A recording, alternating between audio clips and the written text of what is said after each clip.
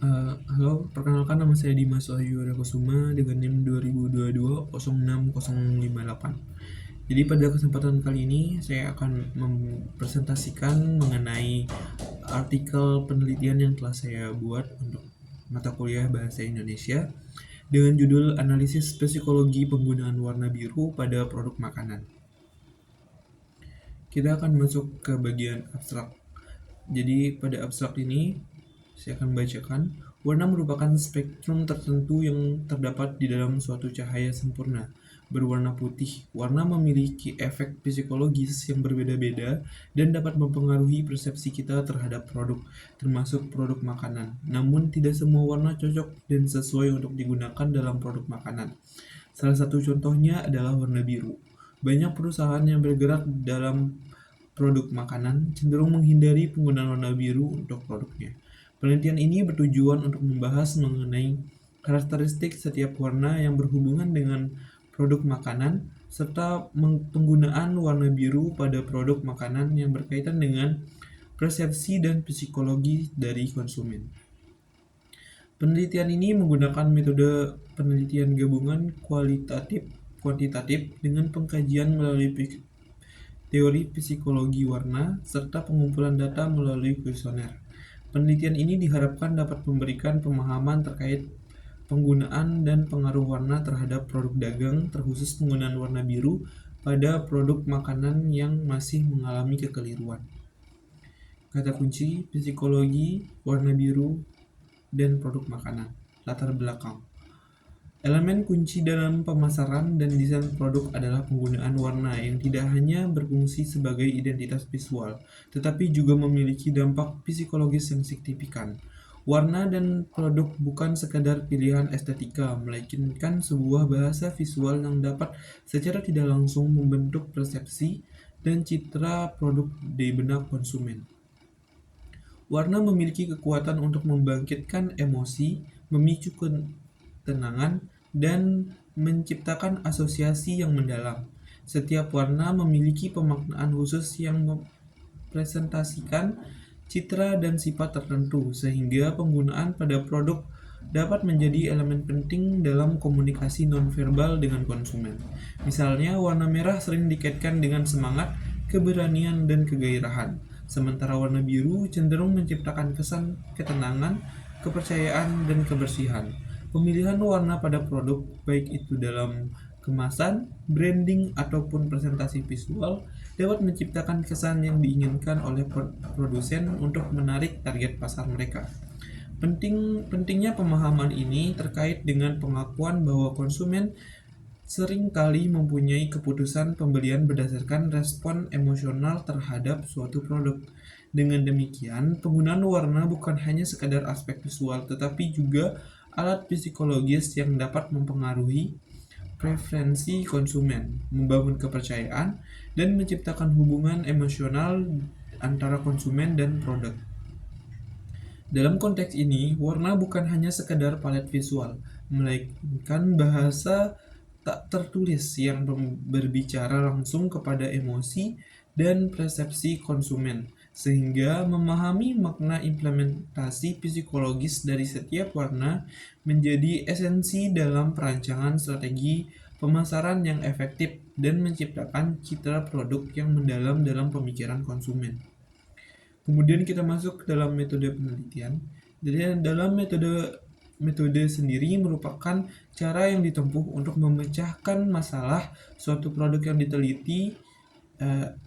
Itu merupakan jabaran dari Sugiono.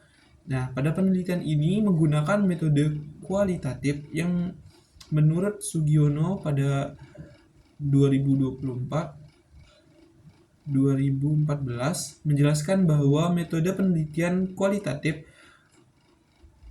berlandaskan pada filsafat post-positivisme. Metode ini digunakan untuk meneliti kondisi objek yang alamiah, di mana peneliti berperan sebagai instrumen kunci dari pengambilan sumber data yang digunakan secara push positif dan snowball dengan teknik pengumpulan data menggunakan triangulasi. Analisis data bersifat induktif kualitatif dan hasil penelitian kualitatif lebih menekankan makna daripada generalisasi.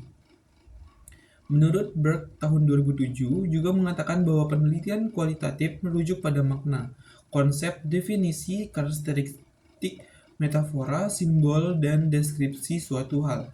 Pendekatan kualitatif cenderung menunjukkan penelitian yang bersifat naturalistik dengan fenomenologis dan etnografi, sehingga seringkali penelitian kualitatif dianggap setara dengan penelitian naturalik atau naturalistik iguari, serta etnografi dalam antropologi kognitif.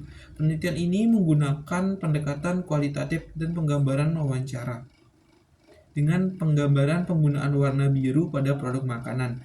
Data diperoleh melalui pengamatan, wawancara, analisis dokumen, dan catatan lapangan.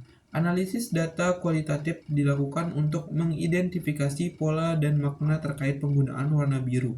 Penelitian ini bertujuan untuk memahami dampak penggunaan warna biru terhadap persepsi konsumen. Langkah-langkah melibatkan desain penelitian yang tepat, pemilihan instrumen pengumpulan data, pertimbangan konteks budaya, nilai psikologis, serta penyajian hasil dalam bentuk narasi. Publikasi hasil penelitian ini dilakukan melalui media ilmiah dengan berbagai platform untuk berbagai temuan dengan pemangku kepentingan. Kemudian kita akan masuk ke hasil. Jadi berdasarkan hasil yang diperoleh di lapangan melalui lembar observasi dan wawancara, peneliti mendapatkan data mengenai penggunaan warna biru pada produk makanan yang dimana penggunaan warna biru dirasa kurang familiar untuk digunakan dalam produk makanan. Selain itu, warna biru juga dirasa kurang menggugah selera pada produk makanan. Selain itu, penggunaan warna biru dihindari dalam produk makanan karena di dalam alam atau di alam, makanan yang berwarna biru jarang ditemui secara alami. Oleh karena itu, konsumen mungkin tidak terbiasa dengan makanan berwarna biru dan dapat menganggapnya aneh atau tidak alami.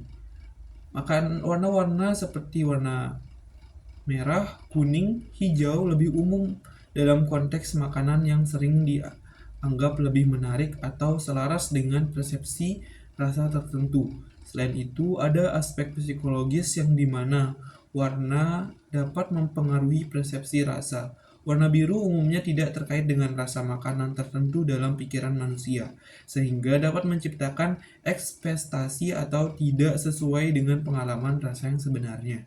Namun, ada juga ditemukan di lapangan tren dan pengecualian di industri makanan, dan berbagai produsen mungkin menggunakan warna biru secara kreatif untuk menciptakan produk yang unik atau menarik perhatian konsumen, ketimbang teks ini dengan menggunakan awal pada penelitian ini.